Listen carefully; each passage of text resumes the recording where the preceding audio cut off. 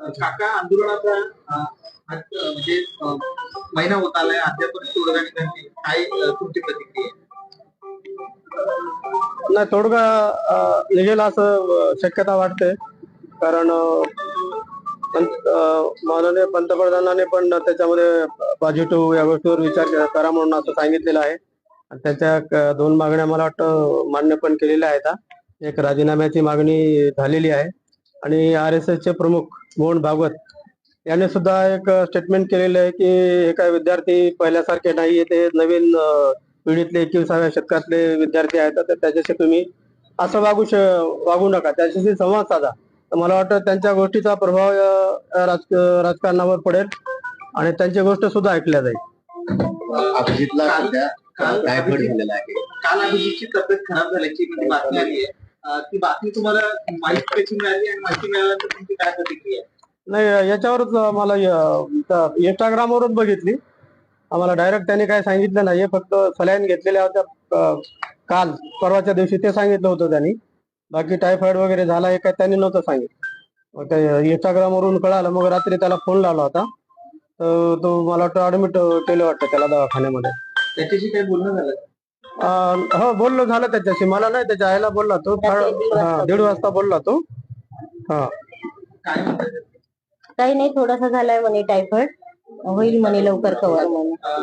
काका तुमचा लेख देशासाठी लढतोय, विद्यार्थ्यांचे प्रश्न मांडतोय, अशा परिस्थितीत त्याला स्वतःला आजार झालाय, काय काळजी वाटते का आणि त्याला काय सांगणार? नाही, त्याला एकच सांगणं आहे की तो विद्यार्थ्यासाठी हे लढतोय, खूप चांगलं आहे, कोणीतरी करायलाच पाहिजे.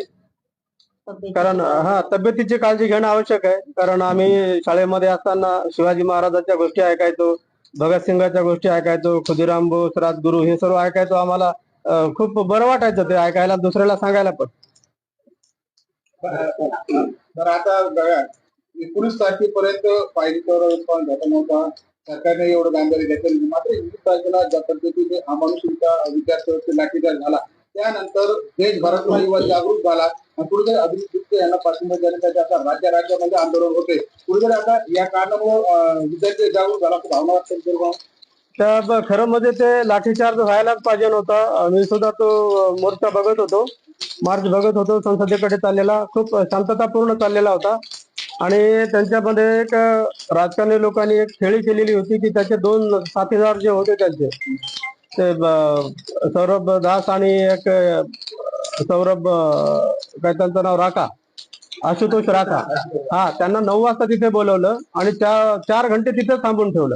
ते जर ह्यांच्या सोबत असते तर ही म्हणजे त्याला सपोर्ट भेटला असता. काही व्हिडिओ बघितले मी, अक्षरशः काही पोलीस तर त्याला असं म्हणजे शूट करायच्या मागे होते. ते दृश्य एवढं भयानक होतं की पूर्ण त्याच्या गाडीला गराडा घातलेला होता पोलिसांनी.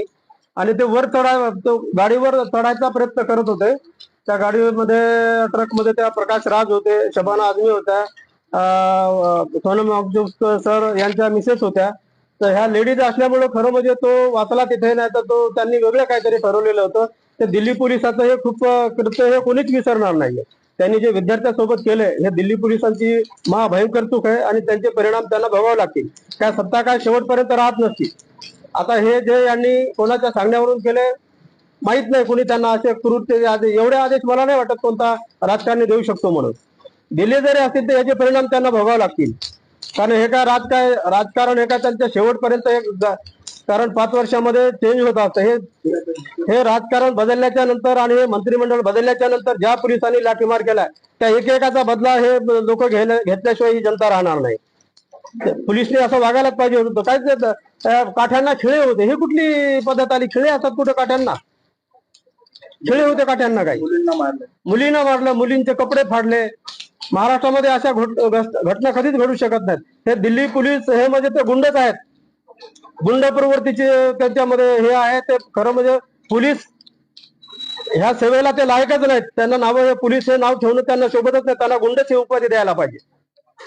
काही असे सोशल मीडिया व्हिडिओ आलेले आहेत की ज्या पोलिसांचा नेम प्लेट नाही, त्यांची केस असे वाढलेले, आधीच कपडे घातलेले, बेल्ट वेगळा असेल आणि ते विद्यार्थ्यांना मार आहे. ते त्यांनीच ते नियोजित गुंड होते. ते त्यांचा मोर्चा बदनाम कसा करायचा याच्यासाठी सर्व परीने ह्यांनी प्रयत्न करून बघितले.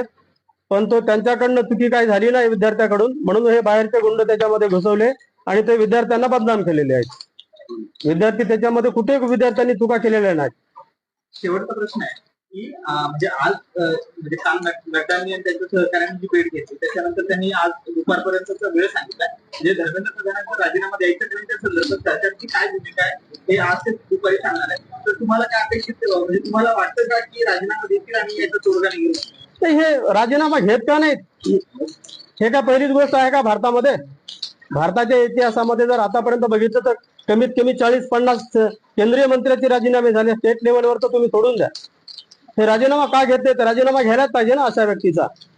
कारण या सर्व घटनेला कारण तो एकच व्यक्ती कारणीभूत आहे. त्यांनी जर राजीनामा दिला असता तर एवढे प्रकरण वाढले नसते. दुपारी जो काही भूमिका सरकारकडून मांडली जाणार आहे त्याच्यात वाटतं तुम्हाला की राजीनामा घेतली? त्यांनी राजीनामा द्यायलाच पाहिजे. त्यांनी तो जर शहाणा माणूस असेल खरंच तर ह्या सर्व गोष्टीचा विचार करून हे केवळ अभिजितच्या एकाचं काम नाहीये. हे भारतामधल्या संपूर्ण विद्यार्थ्यांचा जीवाशी प्रश्न आहे. आणि केवळ नीटच नाही, हे इतर परीक्षाची सुद्धा बाबत आहे. निगडीत सर्वच बाबी येतात एज्युकेशनशी संबंधित. या ठिकाणी जर दुसरा संवेदनशील व्यक्ती असता तर त्या संवेदनशील व्यक्तीने कधीच राजीनामा दिला असता आणि विद्यार्थ्यांचं समाधान केलं असतं.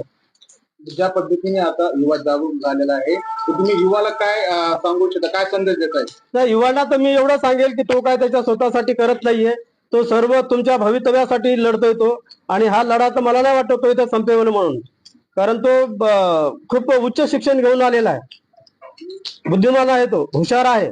त्यांना सर्व विद्यार्थ्यांच्या बाजू म्हणजे आणि तो गरिबीतून आलेल्यामुळे त्याला ह्या गरिबीची जाणीव आहे.